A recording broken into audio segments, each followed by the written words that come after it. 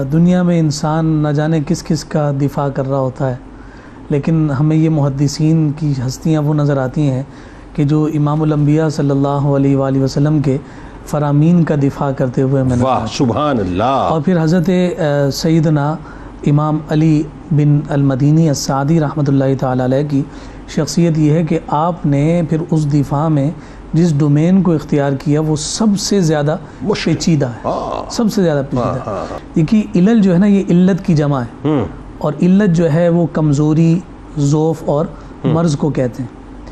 اور یہ جو علت ہوتی ہے یہ کبھی سند میں ہوتی ہے اور کبھی متن میں ہوتی ہے۔ اب اس متن میں یا سند میں یہ علت موجود ہوتی ہے، اوکے، کمزوری اگر موجود ہو لیکن ظاہر نہیں ہوتی، ظاہر نہیں، اوکے، عام دیکھنے والے کو وہ نظر نہیں آ رہی۔ جو ظاہر نظر آنے والی صحیح حدیث ہے، صحیح روایت ہے، اس میں علت کو تلاش کرنا یہ انتہائی پیچیدہ اور انتہائی مشکل امر ہے۔ اس علم کو علل حدیث کہا جاتا ہے جس میں پوشیدہ اور دقیق اسباب سے بحث کی جاتی ہے۔ اوکے، پہلے اس علت کو نکالنا اور پھر اس پر بحث کرنا، اوکے، جس کی بنا پر حدیث کی قدح و صحت سامنے آتی، پھر اس کا جو ہے جو مرتبہ ہے اس کو بیان کرنا۔ امیزنگ، اچھا، یہ عمل ہم سمجھ رہے ہوں شاید کوئی حیثیت نہ رکھتا ہو، کون اتنی جو ہے وہ گہرائیوں میں جائے۔ عبد الرحمن بن مہدی کہتے ہیں کہ ایک حدیث میں سے علت کو پہچاننا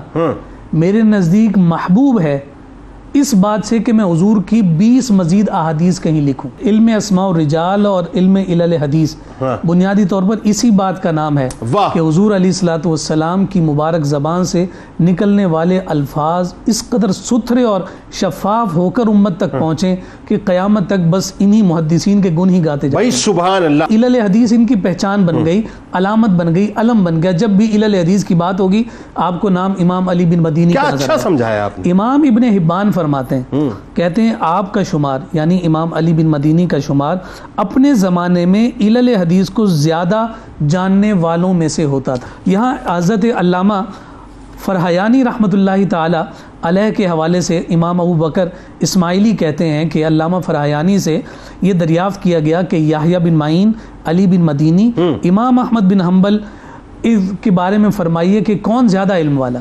تو اس کے جواب میں وہ کہتے ہوئے نظر آتے ہیں کہ جب ہم حدیث کے علل کی بات کریں گے تو پھر یحییٰ بن معین اور امام احمد بن حنبل علی بن مدینی سے درجے میں کم نظر آئیں گے۔ اوکے، یعنی علل حدیث میں آپ کی اتھارٹی ہے اور آپ کو سند کے طور پر اس دور میں بھی جانا جاتا ہے، اور آج بھی جہاں پر ان کا نام آ جائے کسی علت کو بیان کرتے ہوئے وہاں باقیوں کے ہاتھ، یعنی اسپیشلائزیشن۔ بالکل۔ امام ذہبی سیر اعلام النبلاء میں ذکر کر رہے ہیں، اور میں اس بات کو ختم کروں، وہ کہتے ہیں وہ علل کی معرفت میں حفاظ کے سردار تھے۔ اوکے، گویا امام ذہبی کہہ رہے ہیں کہ علم علل میں اگر کسی کو سرداری دی گئی ہے تو اس کا نام علی بن مدینی السعدی۔